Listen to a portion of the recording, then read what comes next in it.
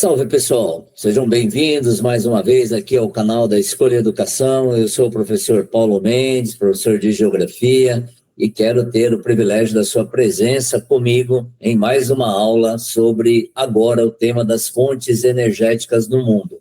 Tá? Antes de começar essa aula, eu quero te fazer um convite, né? Eu estou nesse projeto da Escolha Educação, junto com outros professores, professor Michael, de Filosofia, professor Alexandre, de Matemática, professor Fábio, de Física, e professor Rodrigo, né, de História. E o nosso projeto é um projeto 100% voluntário, então nós queremos, né, buscar aí ajudar as pessoas que estão querendo conhecer mais dos temas, né, da história, da física, da matemática, da filosofia e, quem sabe, daqui a pouco com outras áreas do conhecimento, a poderem ingressar nos melhores vestibulares.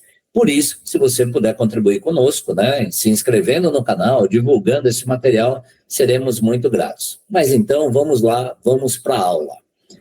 Nesta aula em específico, para você que está aqui, eu vou tratar do quê? Dos combustíveis fósseis. Então, né, o tema matriz energética ou fontes energéticas é um tema bastante amplo. Então, eu já te aviso que eu dividi esse tema. Nesse primeiro momento, eu vou trabalhar com os combustíveis fósseis e depois eu vou estar trabalhando com, né, as matrizes de energia elétrica, e aí lidando com vários deles. Então, um roteirinho aqui da aula para facilitar o seu entendimento, né, e para que você possa também acompanhar comigo, né, o que eu vou trazer para você. Alguns conceitos, né, aquela coisa básica de o que é energia primária, o que é energia secundária, né, relacionar esse tema das matrizes ou fontes energéticas aos projetos de desenvolvimento econômico e social dos países, né, discutir um pouco a questão da energia e do desenvolvimento, mas ao mesmo tempo da energia e o meio ambiente. Não dá para falar aí, né, de mudança climática, não dá para falar de aquecimento global sem falar das matrizes energéticas. Aí entro na questão dos combustíveis fósseis, né, processo de formação, utilização, no caso do petróleo, né, a geopolítica do petróleo,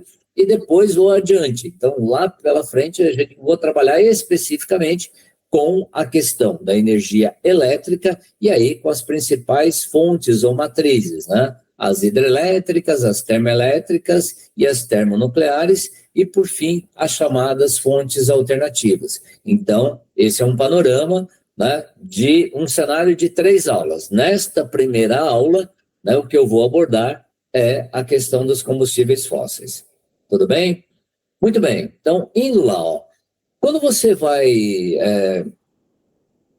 estudar esse tema, né, das matrizes energéticas, é muito importante que você considere ou leve em conta, né, os seguintes aspectos. Primeiro, que a escolha de uma matriz energética ou de uma fonte energética de um país, ela é dada, ela é feita a partir das potencialidades físico-naturais ou físico-geográficas desse lugar.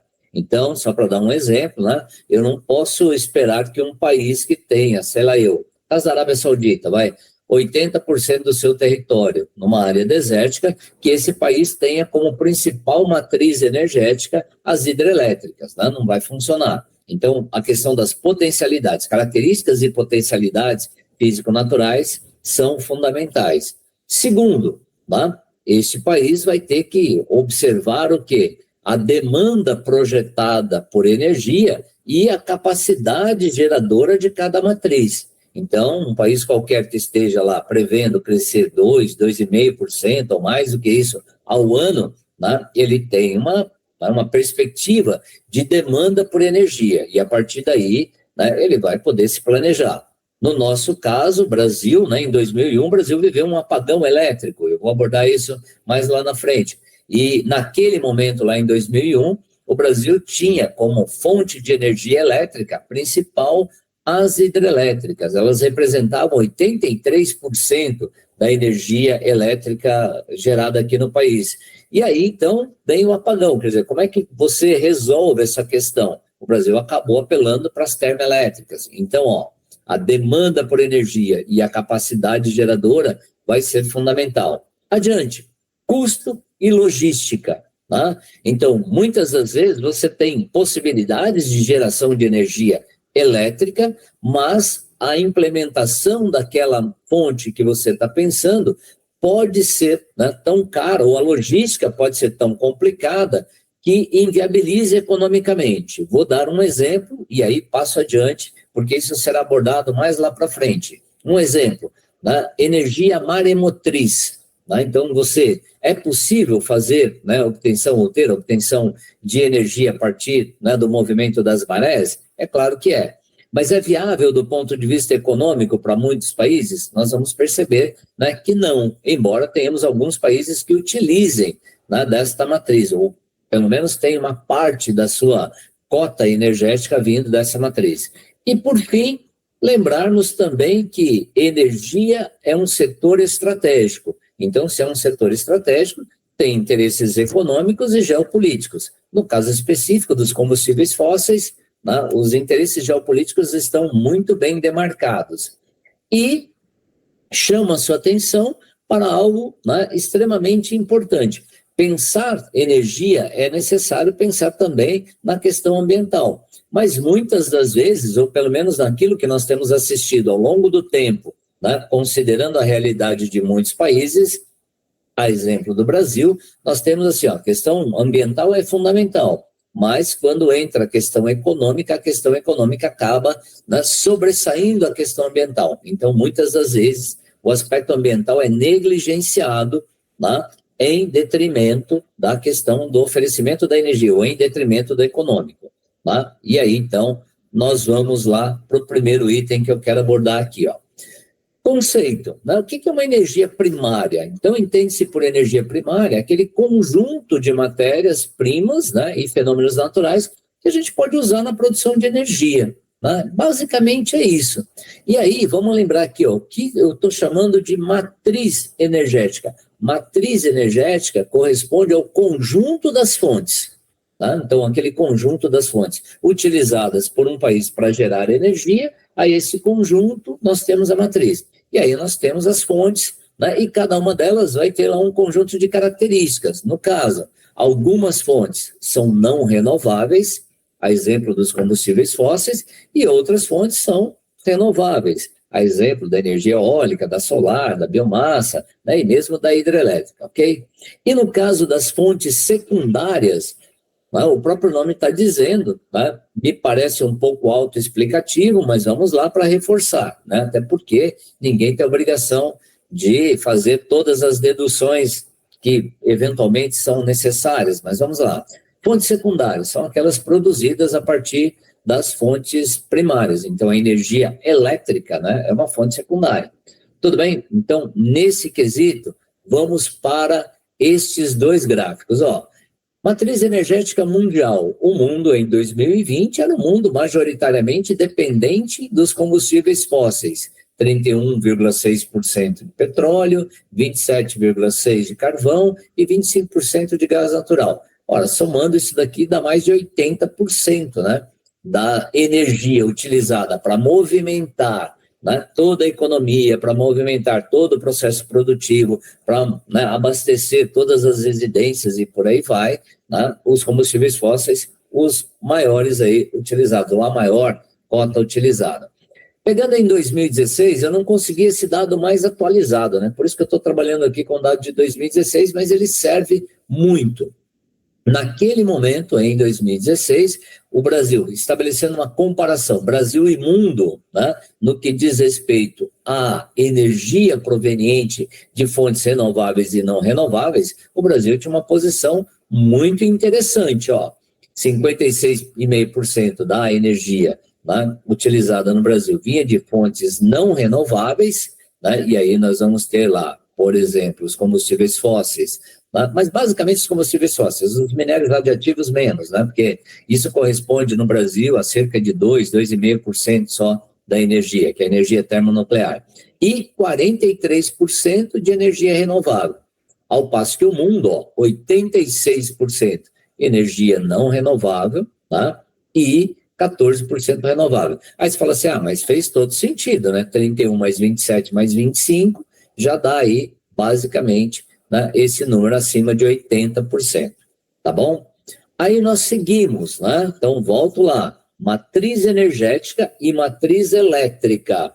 Então, voltei, ó, matriz energética, conjunto de todas as fontes utilizadas para movimentar todo o processo das atividades humanas, os meios de transporte, a produção industrial, o uso comercial, o uso residencial. É isso.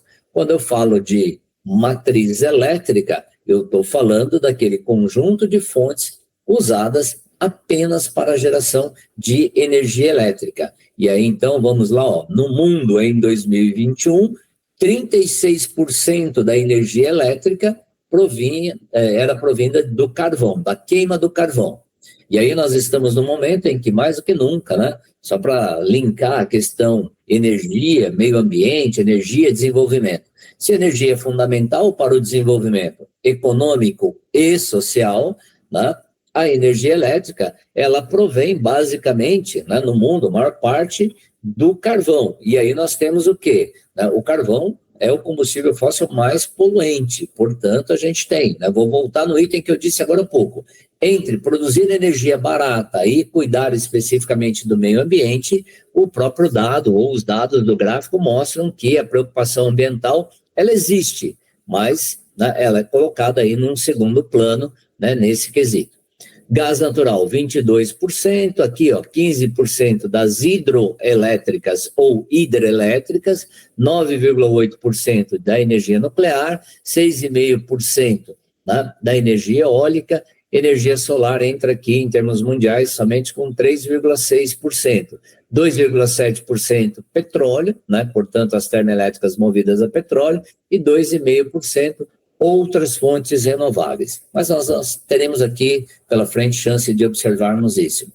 Pegando matriz energética brasileira versus matriz elétrica brasileira. Então, aquele conjunto das fontes, né? Nós vamos ter aqui, o Brasil ainda muito dependente do petróleo. Verificamos aqui, que 34,4% da energia que movimenta a economia brasileira e todos os outros setores advém do petróleo, mas nós temos a biomassa da cana também muito importante.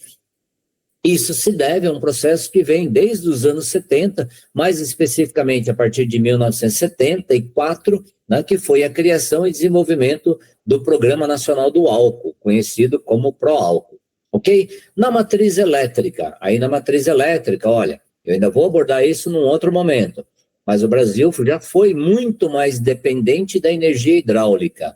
Hoje, graças ao avanço e à implementação de outras fontes, né, de matriz elétrica, o Brasil tem, né, diminuído essa dependência. No caso aqui, né, a dependência da energia hidráulica já foi de 80%, hoje é de 53%. A gente não tinha absolutamente nada, por exemplo, de energia eólica. Hoje já 10,6% da energia, né, do país advém da matriz eólica. Né, 2,5% aqui de energia solar. A gente também não tinha nada, né, e isso é importante de ser observado. Então, nesta primeira parte, né, recordando, revisando e reforçando, matriz energética corresponde ao conjunto das fontes, matriz elétrica corresponde àquelas fontes utilizadas para a geração da energia elétrica. E aí, todo e qualquer país, quando ele vai planejar a implementação das suas fontes ou matrizes energéticas, ele vai ter que considerar as suas características físico-naturais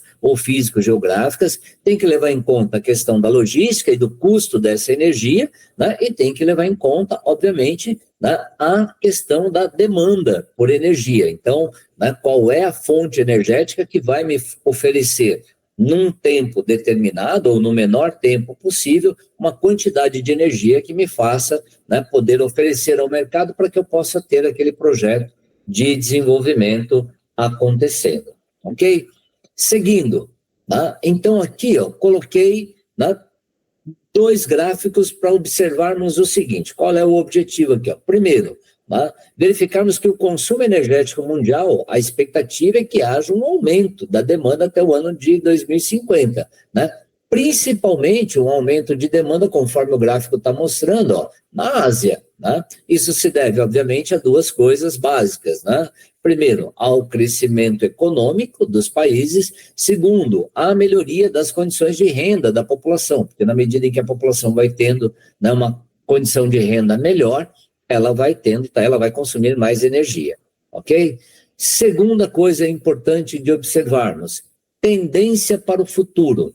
A tendência para o futuro é que, né, se nós olharmos aqui 2010, essa linhazinha verde, ó, ela está subindo. A tendência é que as matrizes ou as fontes renováveis sejam cada vez mais utilizadas, né, e que os combustíveis fósseis tenham aí, né, um papel reduzido, embora ainda muito importante, tá? Não dá para esquecer disso, não dá para, né, deixarmos de considerar que a indústria do petróleo, ela ainda é uma indústria extremamente importante, né, em nível mundial, ok?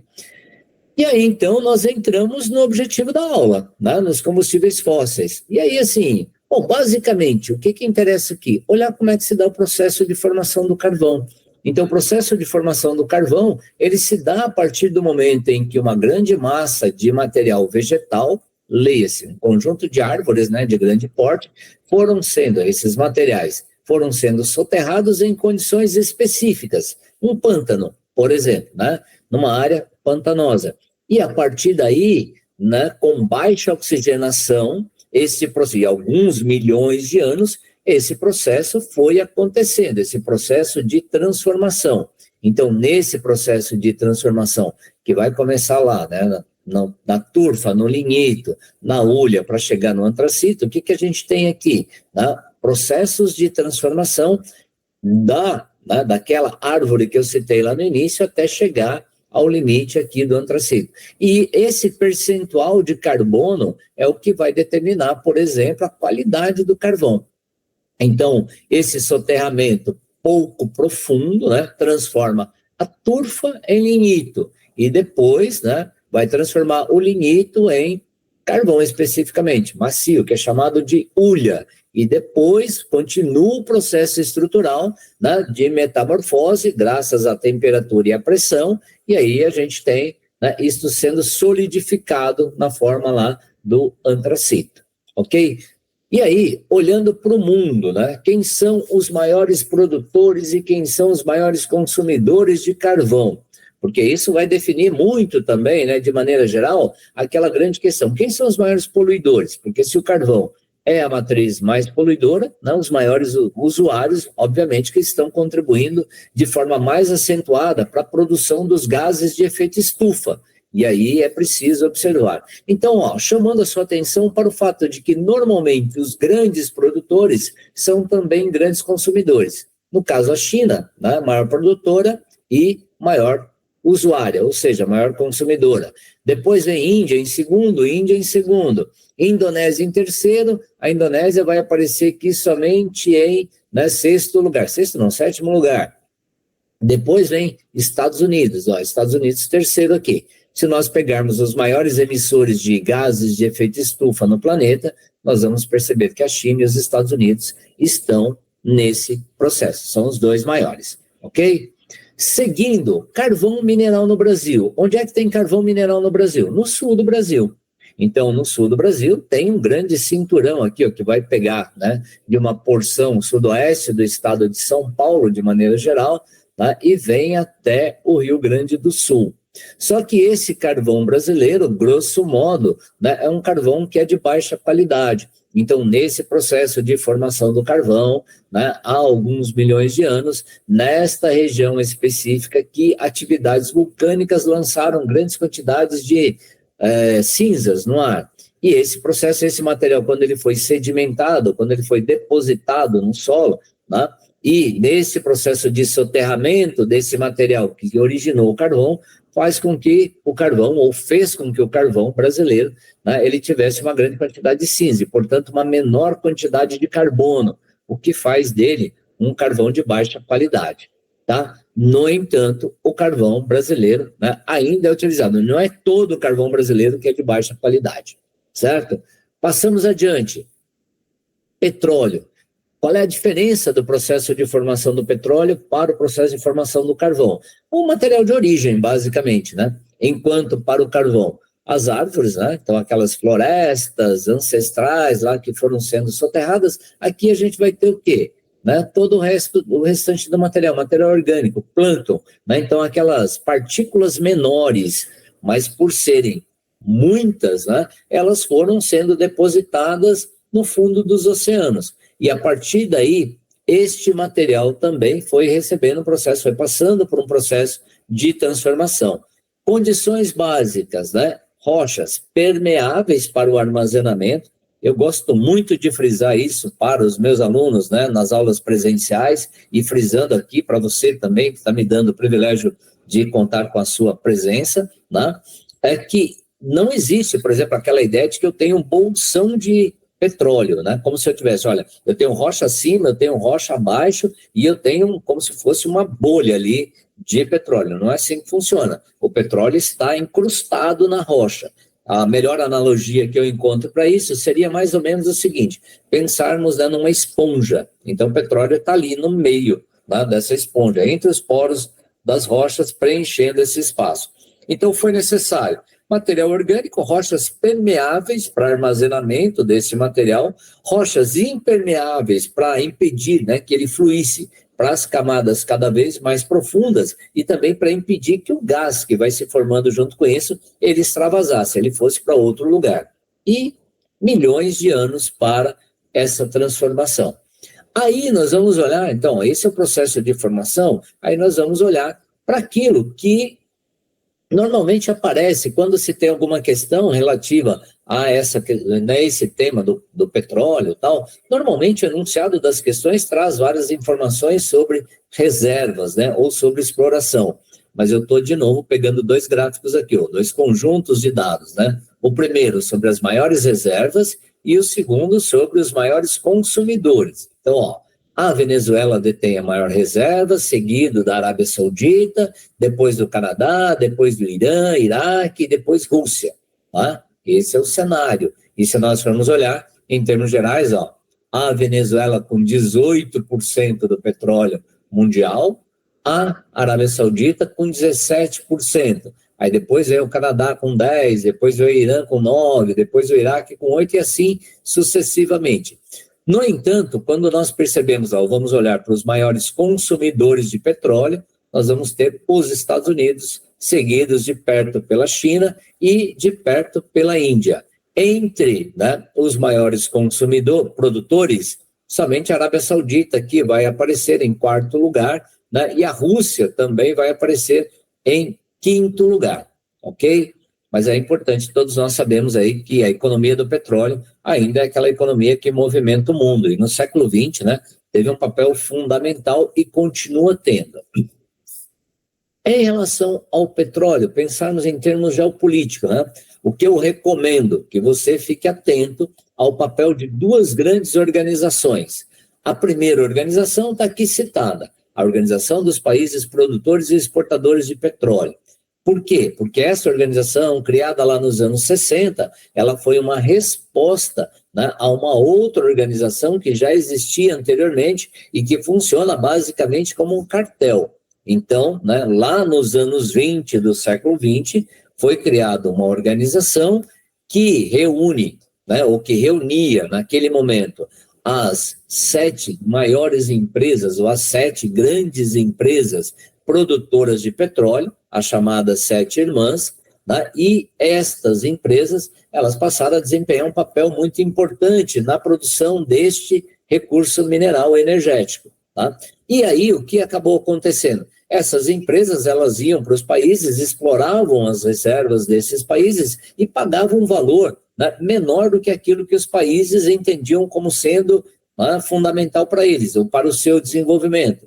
Então, durante um período, essa lógica de exploração funcionou muito bem em favor das empresas, só que logo em seguida, lá nos anos 60, então, estes países grandes produtores de petróleo decidiram fazer um contraponto, né? Aquele jogo de pesos. Então, um contraponto que foi a criação da OPEP. Como é que a OPEP, né, regula o preço do petróleo? Regulando a oferta. Então, é assim que acontece.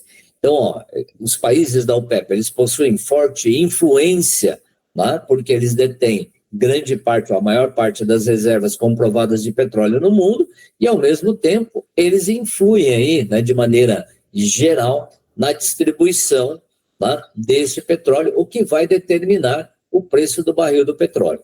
se não me engano, e creio não estar enganado, um barril de petróleo, né, tem 139 litros. 139, agora eu fiquei na dúvida se são 139 ou 159 litros, mas não importa. Um barril de petróleo, né, ele tem aí uma cotação importante no mercado, ele tem um peso importante. Para fechar, aí vem aquela parte fundamental, né? Os preços dos barris de petróleo vem apresentando ao longo, principalmente da segunda metade do século XX, uma grande oscilação. Então, se a economia mundial no século XX estava pautada essencialmente na economia do petróleo, tá?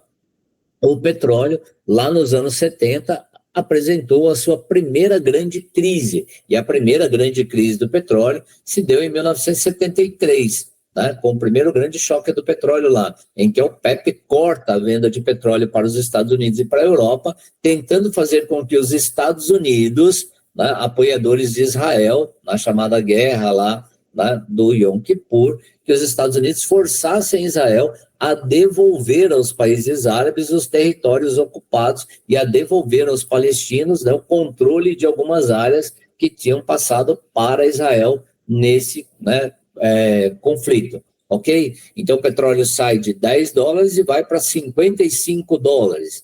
Aí nós vamos ter aqui, né, segunda grande crise do petróleo em 1979. A segunda grande crise do petróleo, o segundo grande choque do petróleo, se deu, né, com a Revolução Islâmica no Irã. E isso paralisou a produção petrolífera na região e que afetou diretamente. Para quem não sabe ou para quem não se lembra, né, o Irã era um país que era aliado dos Estados Unidos, com a família do Shah Reza Pahlavi, né, representando lá interesses estadunidenses no contexto do país. E no ano de 1979, os ayatolás decidiram, né, mudar esse cenário, né, político e econômico do país. Então, o ayatolá Ruhollah Khomeini, né, em 1979, ele foi o grande responsável, aí, o grande líder, né, desta chamada Revolução Islâmica. E aí tem um novo cenário. Veja que o petróleo sai de $50 e ele vai, né, a $105. E aí, ao longo da história, né, nós vamos ter aqui oscilação. Então, vamos lá, ó, na Guerra do Golfo, na primeira Guerra do Golfo, porque tem uma segunda Guerra do Golfo que vai acontecer aqui, ó, em 2003, né? Na realidade, o que a gente tem? A oscilação. Então, a primeira Guerra do Golfo está relacionada ao quê? O Iraque invade o Kuwait e os Estados Unidos resolvem, né, formar uma coalizão para tentar libertar o Kuwait, na visão estadunidense, obviamente, mas os interesses estavam diretamente ligados aos preços do barril do petróleo, ok? E aí o petróleo vai oscilar. Aqui, ó, na segunda Guerra do Golfo, em 2003, quem é que ocupava o poder no Iraque? Saddam Hussein. Os Estados Unidos, né, resolvem ir lá para libertar o Iraque da tirania de um ditador. Veja que essa discussão, ou essa fala a respeito dos Estados Unidos, né, ela tem que ser observada dentro de um contexto muito específico. Os Estados Unidos nunca estiveram efetivamente interessados em ajudar, quer seja o Kuwait, quer seja o Iraque. Os Estados Unidos sempre estiveram interessados, né, na questão petrolífera e na questão econômica que o petróleo envolve. Em 2008, né, na crise econômica de 2008, né, o petróleo teve, né, uma grande subida, né, e hoje aí, por volta de 2015, estava lá em $40. Eu não faço ideia. Nesse dia que eu estou gravando essa aula, né, para ficar registrado, hoje é dia 6 de junho de 2024, né, portanto, para frisar, eu não faço ideia de qual seja o valor do barril do petróleo, mas deve estar por volta de uns $80, mais ou menos. Então, oscilou o preço do barril do petróleo, tem uma implicação econômica gigantesca. Eu vou voltar lá em 73 para lembrá-los da seguinte coisa. O Brasil, em 1973, vivia o chamado milagre econômico brasileiro, né? O Brasil crescia em torno de 11% ao ano, gerando emprego, grandes obras públicas e coisas do gênero, né? Isso que você já deve ter estudado bastante em história. A crise do petróleo fez com que o país, né, tivesse uma derrocada no seu processo de desenvolvimento econômico. E o Brasil entra numa crise que se arrastou por uma década, pelo menos. Por outro lado, eu chamei a sua atenção um pouco antes para dizer o seguinte: em 74, o governo brasileiro lidera um processo, né, de desenvolvimento de um programa chamado Programa Nacional do Álcool, que hoje dá ao país uma posição de destaque aí, ou seja, que reduziu bastante a dependência brasileira ao petróleo. Tem o pré-sal também, mas o pré-sal vem na sequência, ok? Olhando para o Brasil, né, a história brasileira e a questão do petróleo. Então, desde a década de 30, tem aí descobertas, né, feitas de jazidas petrolíferas. Na década de 40, tem a questão da campanha para a criação de uma empresa que, em 53, foi criada, chamada Petrobras, na campanha lá do Petróleo é Nosso. Lembrando que o Brasil estava, nesse momento aqui, no governo, do Getúlio Vargas, aquela ideia de um programa nacional, de desenvolvimento da indústria, um projeto nacionalista de desenvolvimento, e em 53, com Vargas de novo no poder, tem a criação da Petrobras. E aí, desde a criação da Petrobras até o ano de 1997, a Petrobras era responsável por todo o processo. Ela detinha o monopólio do processo de pesquisa, prospecção, perfuração e refino de petróleo no país. Tá? E a partir de 97 isso vai mudar. Então, em 97 houve lá a privatização e aí foi criada a Agência Nacional do Petróleo, tá? E essa agência tem como objetivo regular aí os interesses das empresas e do setor. Tá? É essa a ideia. Muito bem. Caminhando para o fim da aula, tem a questão das refinarias. Então, o que são as refinarias de petróleo? Elas são essenciais e estratégicas para aquele processo de produção e de beneficiamento. Quando nós olhamos para esse mapa, a gente percebe o quê? Que nós temos um conjunto de refinarias aqui na região Nordeste, mas nós temos uma concentração bastante acentuada de refinarias no Sudeste. E a instalação de uma refinaria de petróleo num determinado ponto do território, ela é fundamental para promover um desenvolvimento, na medida em que nós temos, junto à refinaria, um conjunto de outras empresas que vão se estabelecendo e formando aí um parque industrial. Um exemplo disso, aqui em São Paulo, é a cidade de Cubatão, que tem um grande parque ali industrial junto à refinaria de petróleo, ok? Para encerrar, chegamos no pré-sal. Então, o que é o pré-sal? O pré-sal nada mais é do que uma grande descoberta feita pela Petrobras lá em 2006 e que ampliou muito a capacidade de produção de petróleo do Brasil. Imagino que, fique claro, todo mundo já sabe como é que funciona, tal, aquela coisa toda, ou aqueles que eventualmente ainda não estão muito conscientes dessa situação. O pré-sal é uma camada que está em grande profundidade. E aí você tem um gigantesco espelho d'água aqui, então por volta de 2.000 a 2.500 metros de espelho d'água, e a perfuração de até 7.000 metros de profundidade. Então você tem algo que, do ponto de vista logístico, é muito sofisticado, do ponto de vista do custo, é bastante elevado, e que tem uma discussão da viabilidade, tá? Segundo o que eu já pesquisei em relação à questão do preço do barril do petróleo, tem autores que afirmam que se o petróleo ficar abaixo de $50 o barril, a exploração do pré-sal ela fica inviável economicamente. Mas, de toda forma, está lá. O pré-sal deu ao país uma possibilidade de se tornar aí autossuficiente na produção. Enquanto a produção de petróleo no Brasil, grande parte, eu vou voltar aqui, nesse aqui, grande parte da produção, ela se dava antes na bacia na bacia de Campos, no Rio de Janeiro.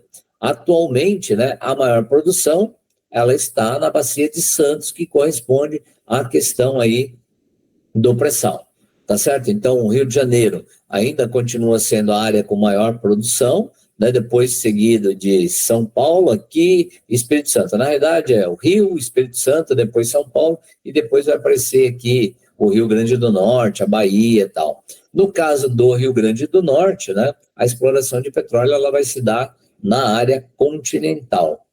Para fechar, tem um aspecto importante, que é a questão dos royalties. Então, royalty é o pagamento por direito de exploração e propriedade, e a legislação brasileira, ela sempre determinou que, né, as empresas que explorassem o petróleo no Brasil, elas deveriam efetuar um pagamento ao poder público. Tá? Então, qual é a discussão? A discussão é quem é que ia ficar com esse dinheiro, para onde queria esse dinheiro. Tá? Então, até então, o pagamento desses royalties aos estados e municípios produtores era algo óbvio, né? Então, se o estado produtor é o estado do Rio de Janeiro, se o município do Rio de Janeiro, que detinha a maior área, era o município de Campos dos Goytacazes, então Campos dos Goytacazes receberia mais grana. Só que aí, né, a partir de 2013, tem uma mudança neste processo. Então, né, o que a gente vai ter? A partir de 2013, a União fica com uma parcela menor, né, os estados produtores ficam com uma parcela também menor, os municípios produtores com uma parcela menor, e aí a gente tem, né, uma redistribuição. Então, os estados não produtores passaram a receber uma fatia desse dinheiro, né, provindo dos royalties do petróleo. O argumento me parece bem simples e fácil de ser entendido. Não estou entrando aqui no mérito se você vai concordar ou não, porque não me cabe fazer essa análise, né? Mas a justificativa por pagamento desses royalties é o seguinte: como todos os estados brasileiros são entes da federação, ou seja, né, estão ligados à federação, que seria justo que eles também recebessem parte desse dinheiro para poderem promover seu desenvolvimento econômico e social. Para encerrar, né, nós temos aqui a questão do gás natural. Então, dentre os combustíveis fósseis, a formação do gás natural está associada à formação do petróleo. Então, o que a gente percebe de maneira geral? Né? Nesta situação, que os grandes produtores aqui, né, de petróleo também se destacam como grandes produtores de gás natural. Então, no caso do gás, a Rússia se destaca como primeira, né, maior reserva. E aí, né, também aparece aqui como segundo maior consumidora. Os Estados Unidos, nessa lista, aparecem em quinto. Né? Então, quinta maior reserva, no entanto, é o maior consumidor de gás, né, natural do mundo. E tem um conjunto de outros países. Veja que o Brasil tem pouco gás natural, tá? 0,3% do total mundial. E o Brasil aparece aqui, né, na 24ª posição, como sendo, né, um dos grandes consumidores de gás natural. Eu coloquei esse mapinha dos gasodutos russos na Europa para ilustrar um pouco, né, a influência geopolítica que a Rússia tem sobre os países da Europa Ocidental, principalmente. Por quê? Porque é uma dependência muito grande, né, do consumo do gás natural oferecido pela Rússia. E aí vale a pena, né, ficar pensando lá, ficar, né, imaginando como é que se dá, né, o interesse geopolítico da Rússia nesse contexto ligado aí ao gás natural. Eu fecho aqui, ó, destacando para vocês, né, a questão brasileira. Então, em 73 e em 2019, ó, vamos olhar um pouquinho aqui. Lá em 1973, o petróleo representava 68%, né, da matriz energética brasileira. Em 2019, o petróleo passa para 38%. Então, tem uma reduzida de forma muito significativa. Aí, biocombustível, a gente não tinha nada na década de 70, eólica nada, gás nada, nuclear nada, né? E aí vai. Veja que cresceu aqui, ó, biocombustíveis 8%, gás 10%, carvão 5%, eólica 4%, né? E energia nuclear 1%. Então, né, o que eu estou fazendo como destaque é, né, importante observarmos que, né, o Brasil enfrentou aí ao longo do tempo, principalmente a partir de 2001, né, o Brasil enfrentou um apagão elétrico. E na medida em que houve esse apagão elétrico, isso movimentou o país e os órgãos responsáveis por esse processo para investir em outras fontes. Tá? E a exemplificação, a confirmação está aqui.